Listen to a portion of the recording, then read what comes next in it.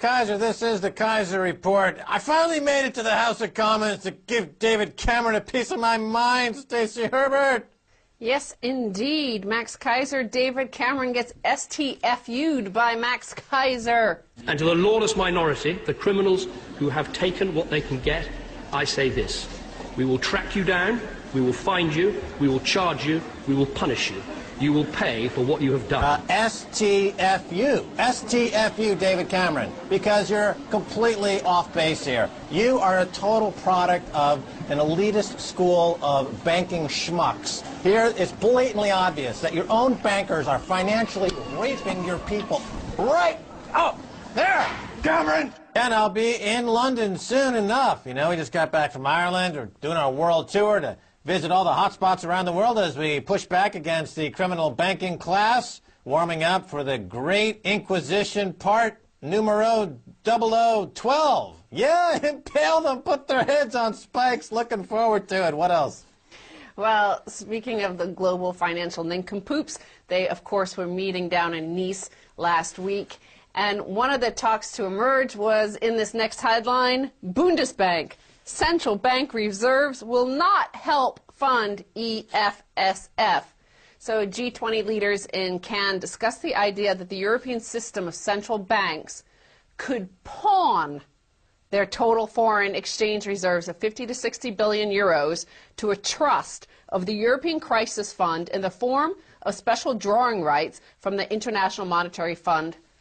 Gold is in play. This is what we've been warning you about for a long, long time, that gold is going to be in play. Now it's definitely in play because all of the banks with all of these debts, when you add them all up, you realize that all of the banks are insolvent. The counterparty risk, as it's called, doesn't exist because there is no possibility of any of these counterparties making good on any of these bets. There's only one currency in the world without a counterparty risk. That's gold. It's in play. Now people want Germany's gold, but of course most of it's in New York. And the gold thing continues, as we've been telling you.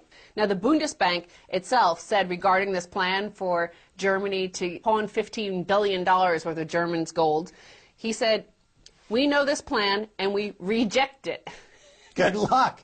Good luck rejecting it. It's 60% held in New York. And you're not allowed to have a military after we crushed you after World War II. So good luck with that, Germany. Luck, luck, luck, luck.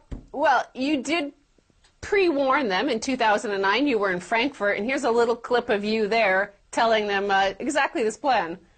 Don't do it, German people. Hold on to your gold. Gold has value. The U.S. dollar has no value. It's the devil's currency. Hold on to your gold, German people. As you see, Max, nobody was listening to you. They should have. No, I mean, when central banks were net sellers of gold, including the Federal Reserve Bank and Bank of England, that's when Germany should have said, oh, by the way, give us back our gold. But now that gold's in play and all the global banks are collapsing, it's too late. You screwed up, Germany. No gold for you, buddy.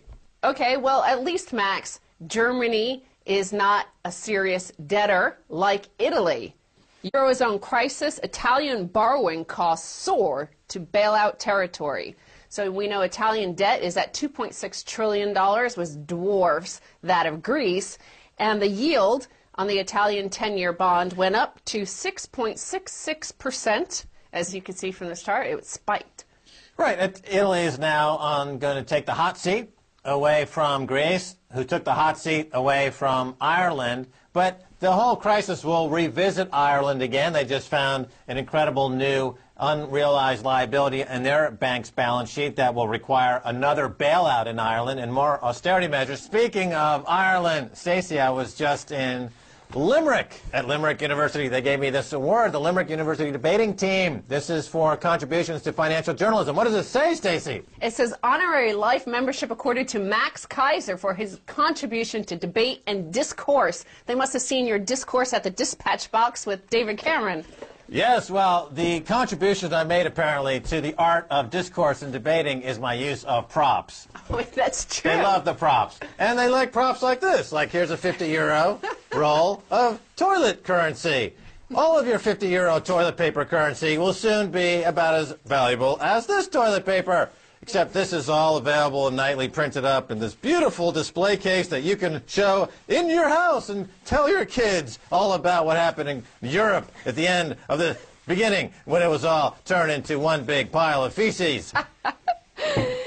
Now, regarding Italy, Max, Faisal Islam, who is the economics editor for Channel 4 News in the UK, I said it a fortnight ago, EFSF equals end for Silvio's fiefdom.